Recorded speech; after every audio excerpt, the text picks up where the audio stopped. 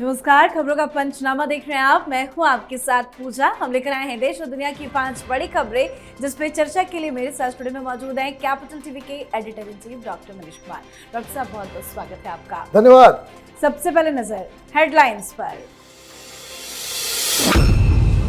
PM Modi का mission Magadh, Bihar को दी 13,000 करोड़ की सौगात। गयाजी से विपक्ष को जमकर घेरा। पीएम सीएम को जेल भेजने वाले बिल पर भी दी पहली प्रतिक्रिया। राहुल तेजस्वी यादव ने बिहार में वोटर अधिकार यात्रा के बीच खानकाह रहमानी में लगाई हाजिरी। मचा भारी बवाल। बीजेपी बोली, मौलाना की चाकरी से नहीं मिलती सत्ता। एसआईआर और आवारा कुत्तों पर सुप्रीम कोर्ट में अहम सुनवाई। एसआईआर पर सियासी दलों की चुप्पी देख सुप्रीम कोर्ट ने जताई हैरानी, तो वहीं डॉग लवर्स की बड़ी जीत। आजाद किए जाएंगे पकड़े गए कुत्ते। कर्नाटक के डिप्टी सीएम डीके शिवकुमार ने विधानसभा में सुनाई आरएसएस की प्रार्थना। मच गया भारी बवाल। बीजेपी ने कांग्रेस को घेरा। बाद में डीके शिवकुमार को देनी पड़ी सफाई। रूस के राष्ट्रपति पुतिन से मिले विदेश मंत्री एस जयशंकर। अमेरिका में मची खलबली, तो वहीं पूर्व एनएसए जॉन बोल्टन ने ट्रंप को जमकर सुना डाला। खबरों की शुरुआत में सबसे पहले बात पीएम मोदी के मिशन बिहार की। बिहार विधानसभा चुनाव की सियासी तपिश बढ़ने के साथ ही पीएम मोदी के ताबड़तोड़ दौरे शुरू हो गए हैं। चंपारण बेल्ट के बाद पीएम मोदी की नजर बिहार के मगध इलाके पर है। आज पीएम मोदी ने गयाजी से 13,000 करोड़ की योजनाओं का लोकार्पण और शिलान्यास किया। वहीं बेगूसराय को ओंटा सिमरिया पुल की सौगात दी। इस मौके पर पीएम मोदी ने भव्य रोड शो भी किया। गयाजी में जनसभा को संबोधित करते हुए पीएम मोदी ने ऑपरेशन सिंदूर पर कहा कि बिहार की धरती से लिया कोई भी संकल्प खाली नहीं जाता। अपने संबोधन के दौरान कांग्रेस पार्टी आरजेडी पर कड़ा प्रहार भी किया। साथ ही सबसे बड़ी बात, पहली बार पीएम सीएम को जेल भेजने वाले बिल पर पीएम मोदी ने कड़ी प्रतिक्रिया दी है। पीएम मोदी ने साफ कर दिया कि जिसने भ्रष्टाचार किया है और जेल गया है, उसे कुर्सी छोड़नी ही होगी। पीएम मोदी ने यह भी कहा कि कांग्रेस और आरजेडी के भ्रष्टाचार की लिस्ट काफी ज्यादा लंबी है। चुनाव से पहले जो ताबड़तोड़ शिलान्यास और लोकार्पण कर रहे हैं पीएम मोदी बिहार में, क्या चुनाव में इसका फायदा मिलेगा? देखिए, प्रधानमंत्री मोदी उस इलाके में आज थे जहां पिछली बार एनडीए का परफॉर्मेंस खराब रहा और इसलिए बहुत ही स्ट्रेटजी के तहत प्रधानमंत्री मोदी आज वहां पहुंचे। 13,000 करोड़ रुपए का सौगात भी दिया और यह भी कह दिया कि कोई भी भ्रष्टाचारी बचेगा नहीं। और उन्होंने याद दिलाया कि बिहार की भूमि पे लिया गया प्रतिज्ञा वो खाली नहीं जाता। पिछली बार जब वो बिहार में थे तभी उन्होंने कहा था कि हम छोड़ेंगे नहीं। ये जो पहलगाम की घटना के बाद जो उन्होंने प्रतिज्ञा ली थी, पहली बार जब उन्होंने कहा था कि हम एक्शन लेंगे और एक्शन लिया गया, पाकिस्तान के अंदर घुस के मारा गया और अब उन्होंने ये प्रतिज्ञा ली है कि कोई भी भ्रष्टाचारी बचेगा नहीं।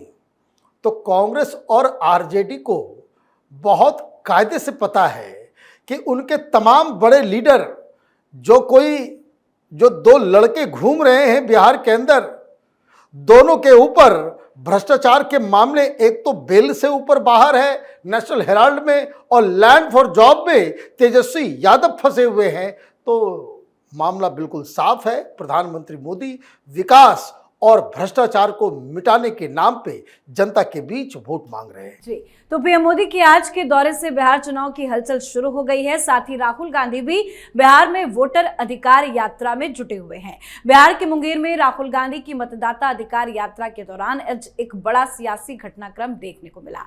दरअसल राहुल गांधी, तेजस्वी यादव, मुकेश सहनी और दीपांकर भट्टाचार्य ने मुस्लिम समुदाय की सबसे बड़ी धार्मिक संस्था खानकाह रहमानी में जाकर अमीर शरीयत हजरत मौलाना अहमद वली फैजल रहमानी से मुलाकात की।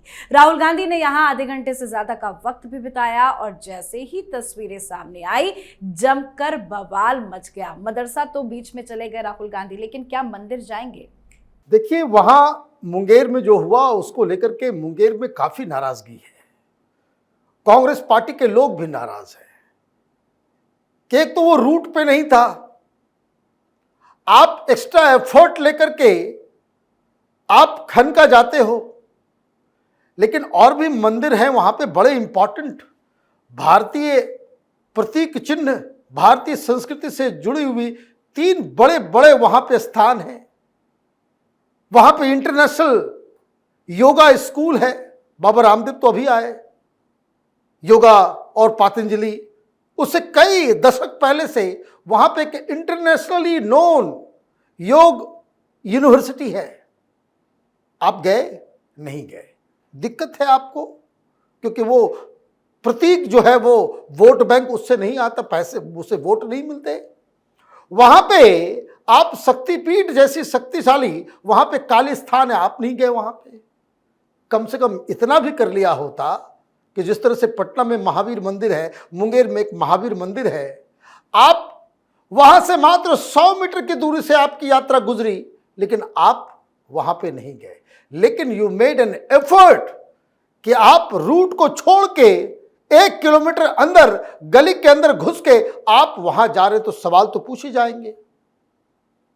और ये कैसी यात्रा है? शहर के बाहर से निकल गए, मेन बाजार में आप गए तक नहीं। क्यों? क्योंकि वहां पे आपके वोटर्स नहीं है। पूरा रूट जो इन लोगों ने तय किया है, जहां यादव है और जहां मुसलमान है, और इसीलिए इस यात्रा को लेकर के दिल्ली और टेलीविजन चैनलों में और कांग्रेस पार्टी के लिए कसीदे पढ़ने वाले पत्रकारों के लिए कि बहुत बड़ी बात हो रही है। हकीकत यह है कि आप अपने ही समर्थकों के बीच जा रहे हो, और तस्वीरें जो आ रही है वो भी आपको देखने के लिए, आपको सुनने के लिए घर से बाहर नहीं आ रहे हैं। अब बात सुप्रीम कोर्ट के 2 बड़े फैसले की। सुप्रीम कोर्ट में आज एसआईआर पर अहम सुनवाई हुई। सुप्रीम कोर्ट ने बिहार में मतदाताओं के नाम हटाने को लेकर राजनीतिक दलों की कम भागीदारी पर हैरानी जताई है। सुप्रीम कोर्ट ने कड़ी टिप्पणी करते हुए कहा कि राजनीतिक दलों की निष्क्रियता हैरान करने वाला है। साथ ही सुप्रीम कोर्ट ने आवारा कुत्तों पर अहम फैसले में कहा कि उन्हें शेल्टर होम में नहीं रखा जाएगा, लेकिन आक्रामक और हिंसक कुत्तों को नहीं छोड़ा जाएगा और उन्हें अलग जगहों पर रखा जाएगा। सुप्रीम कोर्ट ने अपने 11 अगस्त के आदेश में संशोधन करते हुए कहा कि जिन आवारा कुत्तों को पकड़ा गया है उनकी नसबंदी की जाएगी, उन्हें एंटी रेबीज टीका लगाया जाएगा। इसके बाद उन कुत्तों को उन्हीं स्थानों पर छोड़ा जाएगा जहां से उन्हें पकड़ा गया है। ये 2 फैसले सुप्रीम कोर्ट के, आप इसे कैसे देखते हैं? देखिए, सबसे बड़ी बात ये वोट चोर भाई कोर्ट में जाकर के क्यों नहीं बोलते हैं? और सारी ये जो वोट अधिकार यात्रा की हवा कोर्ट ने निकाल दी। बिहार का ही मसला है एसआईआर का। कोर्ट ने क्या कहा कि भाई 65 लाख लोगों के नाम कट गए हैं और आप लोग सो रहे हो। कोर्ट आश्चर्यचकित है कि आप वोट के अधिकार के बारे में बातचीत तो कर रहे हो और सारे पॉलिटिकल पार्टीज जो है वो इसमें पिटिशनर बना हुआ है। और कोर्ट ने पूछा कि इतने लोगों के वोट के नाम कट गए हैं, आप क्या कर रहे हो? आप क्यों नहीं अपने कार्यकर्ताओं को?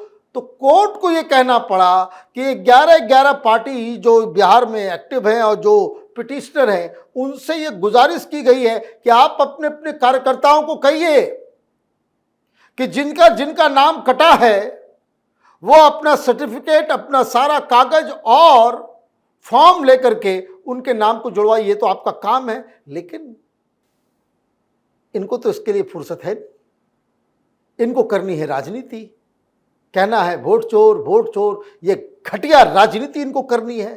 तो खैर, वहां तो घिग्गी बन गई और उधर बिहार में राहुल गांधी वोट चोर के नारे लगा रहे हैं। तो एक बहुत बड़ा झटका विपक्ष को लगा है। और दूसरी खबर जो डॉग्स के लिए आई है, ठीक है, मिडिल रास्ता लेना ही चाहिए। समाज में जानवरों का भी एक अपना रोल होता है, लेकिन जिस हिसाब से कुत्ते एग्रेसिव हो रहे हैं, जिस हिसाब से जो तस्वीरें आती हैं वो कलेजा दहलाने वाली होती हैं। तो अब कोर्ट ने एक बीच का रास्ता निकाला है कि जितने भी कुत्ते अगर बाहर छोड़े जाएंगे वो दरअसल उनको नसबंदी किया जाएगा। तो वो जो ग्रोथ हो रहा था वो बंद होगा, नंबर 1। नंबर 2, जो एग्रेसिव हैं, बीमार हैं या फिर जिनको रेबिस ऑलरेडी है, उनको वापस नहीं किया जाएगा। और एक और बड़ी चीज कि ये जो जहां तहां बहुत सारे लोग सड़कों पे ही खाना देने लगते हैं, उनको ये मना किया गया है कि ये काम आप नहीं करेंगे। सबसे बड़ी चीज, डॉग्स को रखना, ये आवारा कुत्ते जो सड़कों पे हैं, इनके लिए तमाम एनजीओज काम कर रहे हैं। ये एनजीओ का ही प्रेशर था कि सुप्रीम कोर्ट ने अपने फैसले को बदला। ये कोई नहीं बताता कि इन एनजीओज को कुत्तों के नाम पे हर कुत्ते पे 15,000 10,000 रुपए मिलते हैं। ये अलग नेक्सस है, इसकी भी तहकीकात होनी चाहिए। ये जो आकर के ये इतना इमोशनल ड्रामा हुआ कि रो रहे हैं, गा रहे हैं, ये सारी चीज़ें हो रही है, ये इनके पीछे कौन लोग चल रहे थे, कौन लोग इस तरह की चीज़ों को करवा रहे थे, ये भी एक जांच का विषय है। लेकिन अच्छी बात ये है, डॉग्स हैं, समाज में रहेंगे, और हिंदुस्तान में तो कुत्ते को या किसी भी जानवर को हम को एग्जिस्ट करने वाले समाज है। ऐसा नहीं कि हम जानवरों से प्रेम नहीं करते, लेकिन वो एक मिनस बन जाए, उसका इलाज कैसे किया जाए, ये समाज को मिल बैठ के सोचना चाहिए। बिल्कुल। तो सुप्रीम कोर्ट के आज के दोनों ही फैसले काफी महत्वपूर्ण हैं। इसी बीच कर्नाटक से एक ऐसी खबर सामने आई है जिसने राहुल सोनिया गांधी की नींद उड़ा दी है। दरअसल एक तरफ जहां कांग्रेस हमेशा आरएसएस और बीजेपी के खिलाफ रहती है, वहीं डीके शिव कुमार ने आरएसएस का एंथम ही गा दिया है, वो भी विधानसभा के भीतर। ये तब हुआ जब विधानसभा में चिन्नास्वामी स्टेडियम में मची भगदड़ पर बहस चल रही थी।